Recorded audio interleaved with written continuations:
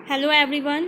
हम कर रहे थे क्लास 6 ज्योग्राफी का chapter number 2 globe latitudes and longitudes, जिसमें हमने जो है लैटिट्यूड्स के बारे में पिछली वीडियो में पढ़ लिया था और हमने इंपॉर्टेंट पैरेलल ऑफ लैटिट्यूड्स अभी हमने कर लिए थे। तो आज हम करेंगे heat zone of the earth और लॉन्गिट्यूड्स के बारे में पढ़ेंगे। तो आइए शुरू करते हैं।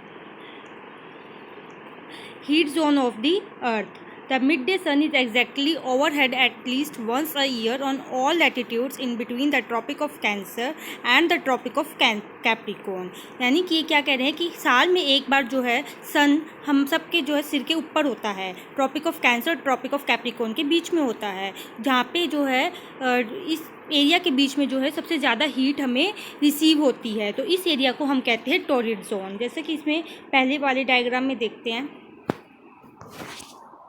देखिए ये जो डायग्राम है जो हमारा एक ग्लोब है, इसमें आप देख रहे हो ये ट्रॉपिक ऑफ कैंसर और ट्रॉपिक ऑफ कैप्रिकॉर्न के बीच का जो एरिया है इसको हमने टॉरिड जोन कहा है, क्योंकि यहाँ पे जो सन है वो साल में एक बार जो है बिल्कुल सिर के ऊपर होता है। यानी कि यहाँ पर इस एरिया में सबसे ज़्यादा मैक्सिमम हीट जो है रिसीव होती है सन की, इसलिए इस एरिया को हमने क्या कहा है, टॉरिड जोन कहा है। अगर हम इससे ऊपर चलें, ट्रॉपिक ऑफ कैंसर और आर्कटिक सर्कल के बीच का जो एरिया है और ट्रॉपिक ऑफ कैप्रिकॉर्न और अंटार्कटिक सर्कल के जो बीच का एरिया है, इसको हम टेम्परेट जोन कहते हैं, क्योंकि यहाँ पर जो सन की जो किरणें हैं ना वो तिरछी पड़ती है। यानी कि जो सन की रेज है वो कैसे है, एंगल में जाती हैं, और जिस वजह से यहाँ पे मैक्सिमम सन हीट जो है रिसीव नहीं होती है। इस वजह से मतलब कि मॉडरेट टेम्परेचर सा रहता है, इसलिए इस एरिया को जो है टेम्परेट जोन कहा जाता है।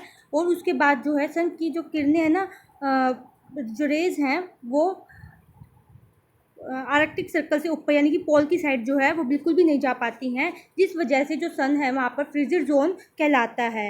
और फ्रिजिड जोन ऐसे ही नॉर्थ पोल में और ऐसे ही अंटार्कटिक सर्कल के बाद जो है साउथ पोल में भी जो है फ्रिजिड जोन कहलाता है।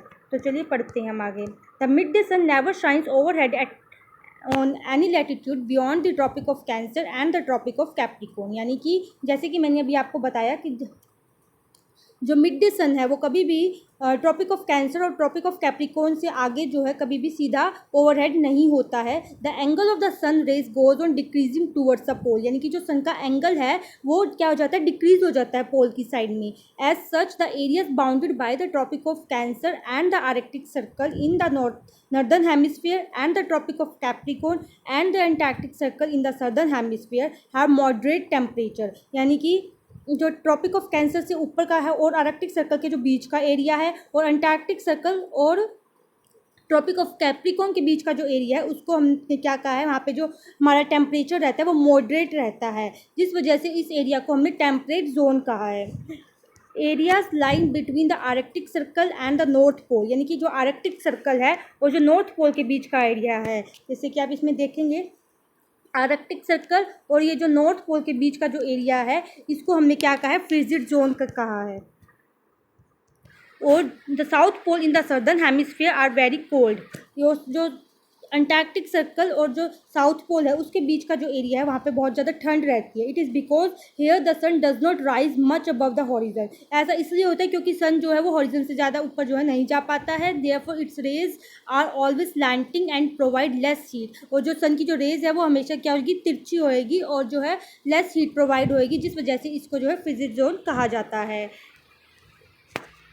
अब आता है व्हाट आर लॉन्गिट्यूड्स। लॉन्गिट्यूड्स क्या है, अब देखो पहले हमने जो पहली वाली वीडियो में हमने लैटिट्यूड्स के बारे में पढ़ा था। यानी कि किसी भी एरिया को या किसी भी प्लेस को लोकेट करने के लिए हमें लैटिट्यूड्स और लॉन्गिट्यूड्स दोनों की ज़रूरत होती है। तो लॉन्गिट्यूड्स क्या होता है, to fix the position of a place it is necessary to know something more than the latitude of that place. यानी कि किसी भी प्लेस की पोजीशन को जानने के लिए हमें सिर्फ लैटिट्यूड से ही काफ़ी नहीं है, बल्कि हमें कुछ और भी पता करना होगा। You can see for example that Tonga island in the Pacific Ocean and the Mauritius island in the Indian Ocean are situated on the same latitude. अब देखो जो टोंगा आइलैंड है पैसिफिक ओशन में और मॉरिशस आइलैंड है Indian Ocean में, ये दोनों जो आइलैंड है वो सेम लैटिट्यूड पर लाई करते हैं, यानी कि 20 डिग्री साउथ पे। लेकिन हमें इसकी एग्जैक्ट पोजीशन को बताने के लिए हमें एक ऐसी लाइन चाहिए जो कि हमें इस प्लेस को बता सके कि ये आइलैंड कहाँ पर है exactly. Now in order to locate them precisely we must find out how far east और west these places are from a given line of reference running from the north pole to the south pole. ठीक है, यानी कि अब ये क्या कह रहा है इसमें, ये कह रहा है कि अगर कोई एक ये हमारा ट्रॉपिक ऑफ क्या कहते हैं, ये हमारा इक्वेटर है, ठीक है। ये ट्रॉपिक ऑफ कैप्रिकॉर्न है, ये ट्रॉपिक ऑफ कैंसर है। अब ये मान लीजिए ये 23.5 डिग्री पे होता है साउथ। अब 20 डिग्री यानी कि हाँ बीच में कहीं लाई करेगा। और यहाँ पर जो है इसने कहा है कि इंडियन ओशन में तो क्या है, मॉरिशस आइलैंड है, और पैसिफिक ओशन में टोंगा आइलैंड है। तो ये हमें ये पता करना है कि इन दोनों को मिलाने वाली जो लाइन है वहाँ पर हमें पता चलेगा कि ये कहाँ पर लोकेट करते हैं। तो यानी कि जो नॉर्थ पोल से साउथ पोल को जो लाइन जोड़ेगी उसको हम क्या कहेंगे, मेरिडियन कहेंगे। और ये कितना जो है ईस्ट और वेस्ट से दूर है। These lines of reference are called the meridians of longitudes, यानी कि ये जो हमें नॉर्थ पोल से साउथ पोल को जो लाइन जोड़ेगी उसको हम क्या कहेंगे, मेरिडियंस ऑफ लॉन्गिट्यूड्स कहेंगे। जैसे कि इस पिक्चर में दिखाया गया है, ये जो नॉर्थ से साउथ पोल को जो लाइन जोड़ रही हैं इनको हम क्या कहेंगे, प्राइम मेरिडियंस कहेंगे। और ऐसे ही अगर हम ये लैटिट्यूड्स बना दें इस पर, तो ये हमें जो ये पॉइंट जहाँ पर कट कर रही हैं इससे हमें उस प्लेस के बारे में पता चल जाएगा कि वो प्लेस कौन सी है और कौन से लॉन्गिट्यूड और लैटिट्यूड से पे लाई करती है। These lines of reference are called the meridians of longitudes and the distance between them are measured in degrees of longitudes। और इनके बीच का जो डिस्टेंस है उसको हम किस पे मेज़र करते हैं, डिग्रीज ऑफ लॉन्गिट्यूड्स में मेज़र करते हैं। यानी कि 1 डिग्री लॉन्गिट्यूड, 2 डिग्री लॉन्गिट्यूड, इस तरीके से हम इसको मेज़र करेंगे। जैसा कि इस पिक्चर में दिखाया गया है 0 डिग्री पे 30 डिग्री ईस्ट, 60 डिग्री ईस्ट, यानी कि 60 डिग्री में हम मेज़र कर रहे हैं, इनके डिग्रीज में मेज़र करते हैं हम लॉन्गिट्यूड्स को। जैसे कि हमने लैटिट्यूड्स में भी हमने डिग्री में मेज़र किया था कि 1 degree latitude, 1 degree north latitude या 2 डिग्री साउथ लैटिट्यूड। इस तरीके से हम लॉन्गिट्यूड्स को भी डिग्री में मेज़र करते हैं। Each degree is further divided into minutes. हर एक डिग्री जो है किस में डिवाइड है, मिनट्स में, और मिनट्स किस में, सेकेंड्स में डिवाइडेड है। They are semi circle and the distance between them decreases steadily polewards until it becomes zero at the poles where all the meridians meet. यानी कि ये क्या कह रहा है कि ये जो लॉन्गिट्यूड्स है वो जैसे जैसे ऊपर की तरफ जाते हैं पोल्स की तरफ, इनका जो डिस्टेंस है वो जीरो हो जाता है। आप देख रहे हैं कि सभी जो है एक जगह जाकर मिल रही हैं। ये जो लॉन्गिट्यूड्स हैं ये इधर जाके जो है बीच पोल्स पर जो है मीट कर रही हैं आपस में, जहाँ से इसका जो पॉइंट है वो जीरो हो जाता है। यानी कि इसकी जो डिग्री है वो जीरो हो जाएगी यहाँ पे जाके, है ना, क्योंकि यहाँ पर जो है ये इनके बीच में कोई भी डिस्टेंस नहीं बचा है। Unlike parallels of latitude, all meridians are of equal length. Thus, it was difficult to number the meridians. Hence, all countries decided that the count should begin from the meridian which passed through Greenwich, where the British Royal Observatory is located. This meridian is called the prime meridian. यानी कि क्या कहना है कि देखो जैसे latitudes पे तो हमने जैसे जो सबसे बड़ी जो लाइन थी उसको हमने इक्वेटर कह दिया था, फिर उसके ऊपर हम पोल्स की तरफ जाते गए, नॉर्थ की तरफ और साउथ की तरफ, यानी कि हमने उसको नॉर्दर्न हेमिस्फीयर और सदर्न हेमिस्फीयर में बांट दिया। अब हम लॉन्गिट्यूड से कैसे बांटेंगे, ईस्टर्न हेमिस्फीयर और वेस्टर्न हेमिस्फीयर। लेकिन बात ये उठती है कि हम 0 डिग्री लॉन्गिट्यूड किसको माने, ठीक है, क्योंकि ये तो सब पूरा जो एक सर्कल होता है, देखो हमारी ग्लोब क्या एक सर्कल की उसमें ही है, तो पूरा सर्कल कितने का होता है, 360 डिग्री का होता है। यानी कि हमारे जो ग्लोब है इसमें जो लॉन्गिट्यूड्स होंगे वो भी कितने होंगे, 360 होंगे। तो यानी कि अब 0 डिग्री लॉन्गिट्यूड कहाँ से माने हम, तो इसीलिए इन्होंने कहा कि जो ग्रीनविच से जो सभी कंट्री ने ये डिसाइड किया मिलके कि जो ग्रीनविच से जो लाइन जा रही है, जैसे जो ब्रिटिश रॉयल ऑब्जर्वेटरी है जो आप जहाँ पर स्थित है, ठीक है, लोकेट है, वहाँ से जो लाइन जा रही है उसको हम क्या कहेंगे, 0 डिग्री लाइन देंगे जिसका नाम होगा प्राइम मेरिडियन। वो उस लॉन्गिट्यूड का नाम क्या रख दिया है, prime meridian. It's value is 0 degree longitude, और इसकी जो वैल्यू होगी वो 0 डिग्री होगी। जैसे कि आप देख रहे हैं बीच में कि 0 डिग्री जो लाइन है ये ग्रीनविच से होके जा रही है, क्योंकि सभी कंट्रीज ने डिसाइड किया है।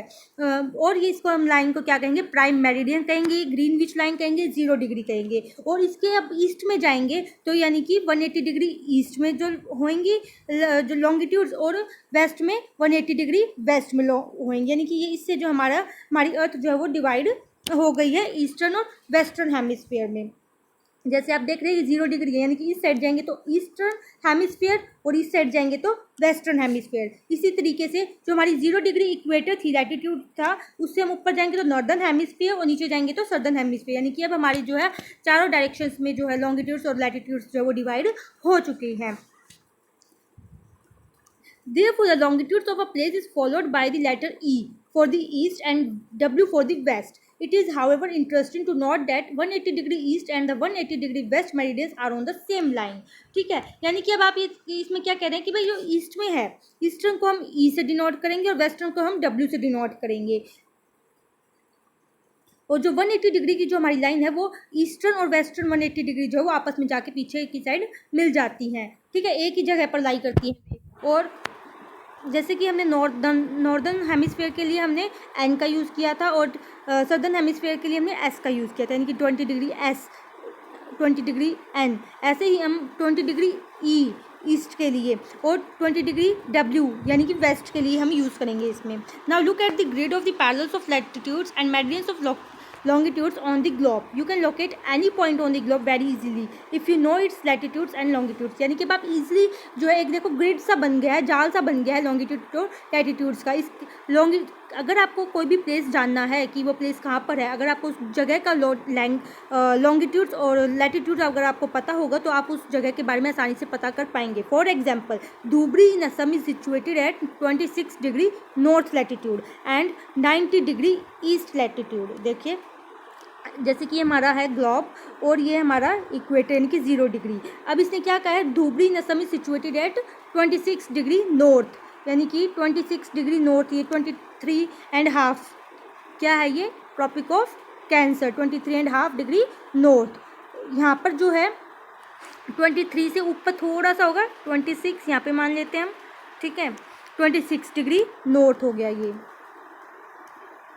ऐसे ही इसने कहा longitudes and 90 degree east longitude. अब देखो 90 डिग्री ईस्ट लॉन्गिट्यूड ये मान लो हमारा 0 डिग्री लॉन्गिट्यूड है, ठीक है। ऐसे यहाँ पे 30 डिग्री है, ऐसे यहाँ पे जो आएगा 90 डिग्री लॉन्गिट्यूड आएगा, ठीक है। तो 90 डिग्री लॉन्गिट्यूड यानी कि जहाँ पर ये कट कर रही है वहाँ पे हमारा क्या होएगा, धुबरी होएगा, यानी कि असम में जो धुबरी जगह है वहाँ वो हमारी लोकेट हो गई है। यानी कि हम किसी भी जगह को जो अगर हमें लॉन्गिट्यूड और लैटिट्यूड पता चल जाएगा जहाँ पर वो मीट करेंगे उस जगह का हमें पता चल जाएगा। Find out point where these two lines cut, यानी कि जहाँ पर भी लाइन एक दूसरे को कट करेंगी each other, that point will be location of Dhubri. वो लोकेशन, वो पॉइंट किसको लोकेट करेगा, धुबरी को लोकेट करेगा। To understand this clearly draw equidistant vertical and horizontal line on a paper, label the vertical rows with numbers and horizontal rows with letters, draw some small circles randomly on points where these horizontal and vertical lines intersect each other, name these small circles as A, B, C, D and E। देखो इसमें क्या कर रखा है कि एक ये आपने ग्रिड सा बनाया है, हॉरिजॉन्टल और वर्टिकल आपने लाइन खींची, ठीक है। हॉरिजॉन्टल को हमने A, B, C, D, E दे दिया, वर्टिकल को हमने 1, 2, 3, 4 दे दिया। अब जहाँ पर भी ये कट कर रही हैं, जहाँ पर भी ये एक दूसरे को काट रही है, इंटरसेक्ट कर रही हैं, उसको आप सर्कल कर लो, ठीक है। और अगर किसी भी जगह को आपको पता करना है तो आप देखो उसका लॉन्गिट्यूड्स, अब जो वर्टिकल लाइन है वो लॉन्गिट्यूड्स को रिप्रेजेंट कर रही है और जो हॉरिजॉन्टल है वो लैटिट्यूड्स को रिप्रेजेंट कर रही है। तो जहाँ पर भी ये कट करेंगी तो हमें उस जगह के बारे में पता चल जाएगा। यानी कि जहाँ पे जैसे इसने A, B, C, D, E इन्होंने दे रखा है, तो अगर हमें पता करना हो कि ये जो पॉइंट है स्मॉल a वो कौन से लॉन्गिट्यूड और लैटिट्यूड पर लाई करता है, कौन सी वर्टिकल या हॉरिजॉन्टल पे है, तो 1 डिग्री बी, हम इसको ये कह सकते हैं 1 डिग्री बी। ई को हम 4 डिग्री बी कह सकते हैं, सी को हम 3 डिग्री सी कह सकते हैं। यानी कि इस तरह से हम किसी भी पॉइंट को जो है लोकेट कर सकते हैं। तो ये था हमारा लॉन्गिट्यूड। यानी कि लॉन्गिट्यूड्स क्या है, लॉन्गिट्यूड्स जो है नॉर्थ पोल से साउथ पोल को मिलाने वाली जो लाइन होती है उसको हम लॉन्गिट्यूड्स कहते हैं। और जहाँ पर ये कट करेगी, यानी कि जहाँ पर हमारी लैटिट्यूड्स और लॉन्गिट्यूड्स कट करेंगे, यानी कि जहाँ पर दो लाइन जो है इंटरसेक्ट करेगी एक दूसरे को, वो उस पॉइंट का क्या हो जाएगा, उस पॉइंट का लोकेशन हो जाएगा। यानी कि उस पॉइंट के बारे में हम पता कर सकते हैं। और जो हमारी लॉन्गिट्यूड्स है उसको हम डिग्री में मेज़र करते हैं। और नॉर्थ पोल और साउथ पोल तक जाते जाते जो है इसका जो डिग्री है वो 0 हो जाती है। यानी कि लॉन्गिट्यूड्स जो होते हैं वो हमारे 0 हो जाते हैं क्योंकि आपस में जाके मिल जाती हैं एक दूसरे के साथ। अब नेक्स्ट आएगा हमारा लॉन्गिट्यूड एंड टाइम, ये हम अपने नेक्स्ट वीडियो में करेंगे। अगर आपको इसमें से कुछ समझ में नहीं आता तो प्लीज़ कमेंट करें और हम उसका सॉल्यूशन करेंगे। Thank you.